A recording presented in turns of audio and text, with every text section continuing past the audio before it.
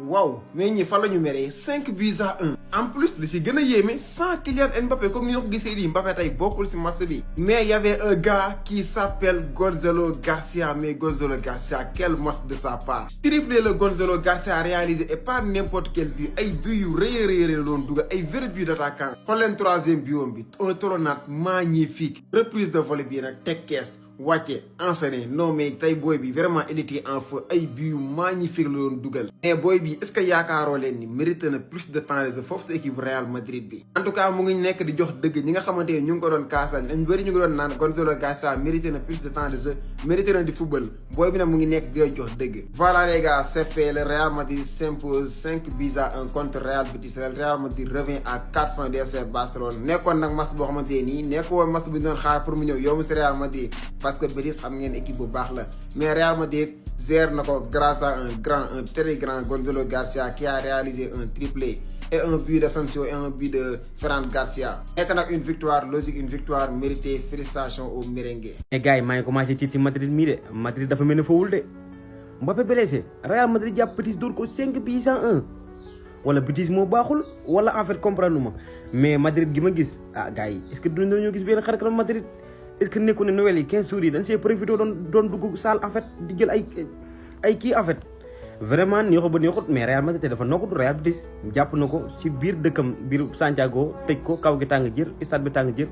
mu dóor ko 5 buts à 1 avec un Manita avec un triplé de ki nga xam ne si moom la ñuy wax Gonzalo Garcia but de ki nga xam ne la ñuy wax Ferran Garcia but de ki nga xam ne moom la ñuy wax Raúl Asensio vraiment mu nekk un magnifique match boo xam si ni man ne Real Madrid tey séen na ko face au ki nga xam si man ne moom la ñuy wax Real Betis actuellement nekk bu ñu xool ki nga xam si moom la ñuy wax FC Barcelone Real Madrid jëlaat na 3 points yi nga xam si ni man ne démb rawee waat na ko bu ñu xool Barça mi ngi 49 Real Madrid man ne mi ngi Barça mi ngi 48 pardon Real Madrid mi ngi ci li nga xam ne 45 4 points différence moo dox si ñoom ñaar prochaine match yi ba xam lan la Barça di indi wala lan la ki nga xam ne moom la ñuy wax Real Madrid di imposé waat vraiment daal match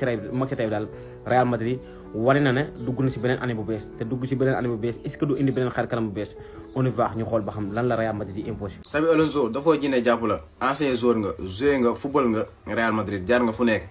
donc xam nga actuellement ni yan joueurs ñoo la si mën a génnee xam nga ko bu baax moo tax instant bi nii yaa ngi koy def. liñ bëggoon yaa ngi koy def la méritocratie joueur bu mérité football nga teg ko te gis nañ ko si Rodrigo gis ngeen Rodrigo depuis match contre City bi dañoo gisaat beneen Rodrigo maanaam Rodrigo bi ñu xamoon moom mooy kat di gis nii gis ngeen tey 2 passes décisives 2 centres magnifiques mu ngi noonu te il n'y a pas que les centres de deful ay centres kese de tey gis ngeen tey dans le jeu Rodrigo lu mu doon football da lay effacer par force day créer ay faute près de la surface genre faute yooyu noonu nga xam ne presque occasion de but la mu ngi noonu gars yi en tout cas gars yi Rodrigo talent woom umpul kenn Rodrigo mi talent woom umpul kenn moo tax ma ne Real Madrid Rodrigo mën nga kaa ëpp doole mën nga kaa gën a gaaw mais talent mënu ko kaa ëpp car booy bii nii dafa fees dell ak talent macha allah mu ngi noonu gars yi te Xabi Alonso mu ngi commencé yow ndànk-ndànk si côté booy bii nii vraiment mu ngi noonu en tout cas gars yi on lui souhaite une très très bonne continuation. En tout cas moi je me suis régalé wallahi match bi ma seetaan tey ci Real non vraiment c'est juste exceptionnel des joueurs qui voulaient jouer au football en fait sànq wax naa ko voilà pour ma dellu ci waat ci ma loolu mais tey Real Madrid dans la construction dans les transmissions dans les ressorties de balles la possession l'agressivité pressing bi y avait tout sur ce terrain vraiment y avait tout du moins ci match bi y avait tout sur ce match rien à dire en fait. Gonzalo qui met un triplé. Asensio qui marque son premier but. Ferran Garcia qui marque. 5 buts à 1. Les gars, match bien abouti dans le score comme dans le jeu. Jeu impeccable, rafet. Un numéro 9 boo xamante ni il arrive à faire des choses incroyables. Rodrigo est venu sur top match grâce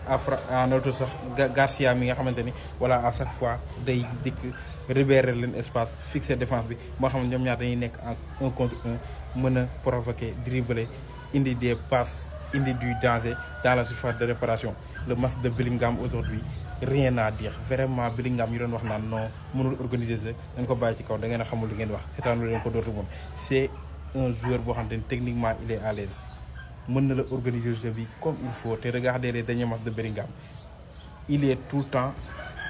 en fait impeccable grâce à son volume de jeu mais grâce aussi à sa technicité bi nga xamante ni da koy permettre mu organiser jeu bi comme ni mu waree. Camavinga aujourd'hui impec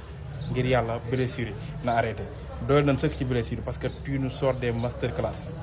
Tchouaméni aujourd'hui impec, la défense impec. En fait, il n'y a rien à dire. Rien à dire. Tout a été impeccable aujourd'hui. Vraiment,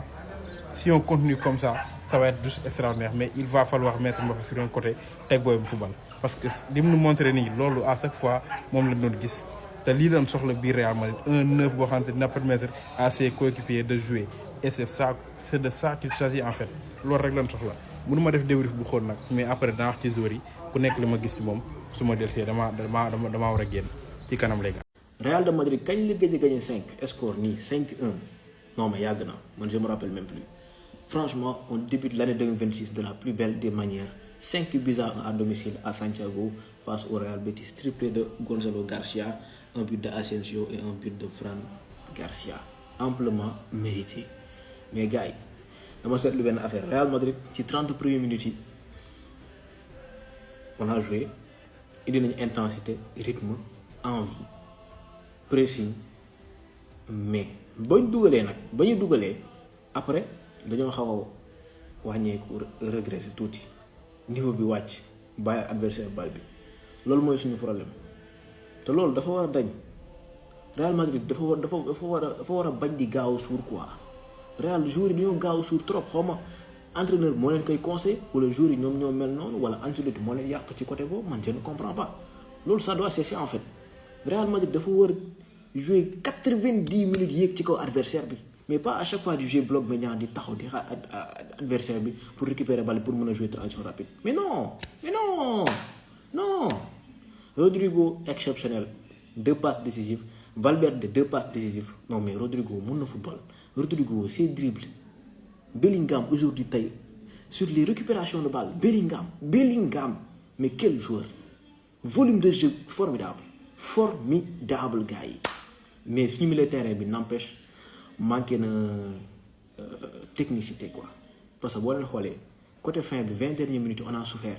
parce que moment bon gars yi compte ma mentionné dem leen ngeen abonné sama deuxième compte la képp koo xamante ni dafay laaj abonnement pour ñi nga xamante ni dañuy seetaan match yi mooy kal wala amoo foo ko seetaanee CAN beeg championnat yi sama numéro mi ngi sama page contactement bon fi ma doon daanelee mooy Real Madrid boo leen xoolee 20 dernières minutes yi ba encaissé nañ ci sax on a souffert mais tu sens que ni Real Madrid dafa manqué un milieu de terrain qui gère le tempo du match kuy calmer gars yi dans les moments durs du match mais boo leen xoolee Real Madrid amu ko te loolu mooy suñu principal problème on parle de Kylian mais le principal souci du Real Madrid c'est un milieu de terrain organisateur type Toni Kroos qui calme le jeu qui organise qui dicte le tempo. waaw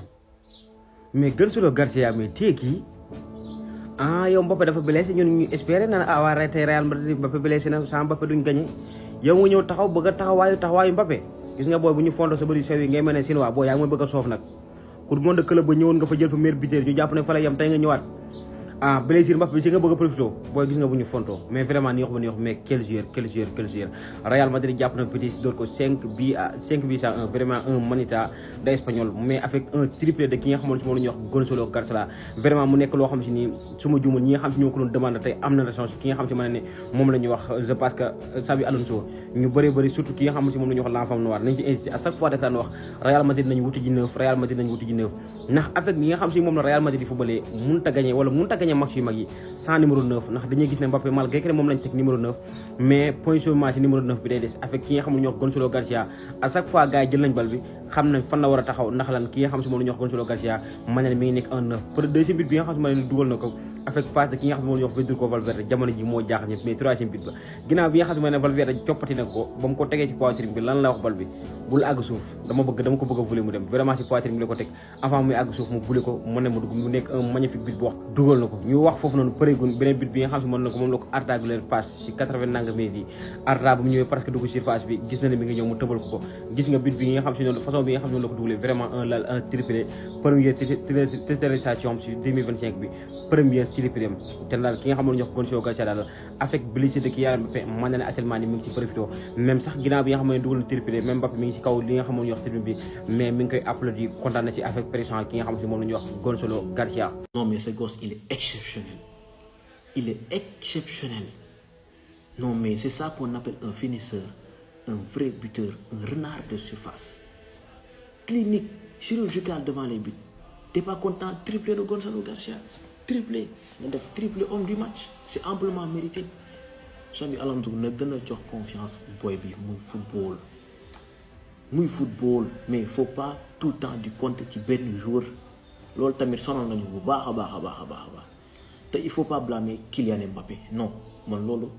du ma ko nangu quoi parce que du moom moo fi indi boppam ba pare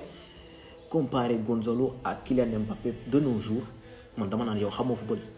parce que yaa ngi comparer koo xamante ni du numéro 9 ak koo xamante ni c'est un numéro 9 type donc forcément Gonzalo bu ñu ko tegee ci attaque bi équipe bi nu muy footballé du bokk ak Mbappé bu nekkee terrain bi équipe bi muy footballé du bokk day am différence force mais day créer déséquilibre bi day créer équilibre mais la faute c'est pas Kylian la faute c'est aux dirigeants qui ont amené Kylian Mbappé alors qu'il fallait amener Harry Kane vous voyez la différence c'est ça moo tax ma ne leen boo leen di xaar Kylian Mbappé defal leen li Gonzalo di def di taxaw ci surface bi di def ay jeux en mouvement di placer au bon moment au bon endroit mënoo ko am ci Kylian Mbappé forcément di nga ko mën a am ci kii parce que c'est son rôle il le fait exceptionnellement bien bravo à lui franchement amplement mérité gars yi gis ngeen compte bi ma kii nii mentionné nii bés leen ci mu yóbbu leen ci page bi ngeen abonné sama deuxième compte la képp koo xamante ni da nga soxla abonnement bu fekkee ne yow li ngay seetaan ci ay match dafay kàll wala mënoo seetaan surtout waa diaspora sama numéro mi ngi sama page contacté ma defal la abonnement nga mën a seetaan match yépp ñu ngi noonu gars yi mais premier but wu Gonzalo bi exceptionnel Rodrigo dafa centré Gonzalo son déplacement dafa njëkk a taxaw axial reculer mbëkk bal bi pour mën ko jekku mbëkk bal bi deuxième but bi Valverde da ko centré il s'est placé au bon endroit maanaam il s'est mis en fixation il s'est fixé devant la défense il est resté là-bas il a reçu le ballon de la poitrine et il frappe enchaînement direct troisième but centre en retrait de la part de Arda Güler bu fekk fa Gonzalo qui a mis une talonnade exceptionnelle un vrai finisseur un vrai tireur bravo. yéen a ngi gis chaque jour je le dis et je le répète kii dafa war a taxaw ci biir terrain Real Madrid il doit jouer titulaire triplé aujourd'hui et quel but des buts de 9 malgré deuxième but moom but exceptionnel mais deux premiers buts dans premier but bi ak troisième but bi mu dugal ay but wu 9 dëgg 9 de métier ñoo koy dugal wallahi centre deuxième poteau mbëkk troisième but bi placement de 9 loolu bu doon Mbappé la je jure que ni du ko fekk parce que moom il va rester en retrait pour demander balle alors que lui il va vers les buts au-delà de ses buts il fixe les défenseurs ses déplacements sur le terrain permettre à ses coéquipiers de pouvoir être en 1 contre 1 de se retrouver 1 contre 1 avec leur vis-à-vis. Il a été monstrueux aujourd'hui dans ses déplacements dans son abnégation du moins repli défensif yi nga xamante ni mu ngi ko doon def il est juste incroyable à chaque fois bal bi da koy fekk ci biir surface yi il arrive à libérer des espaces c'est juste exceptionnel.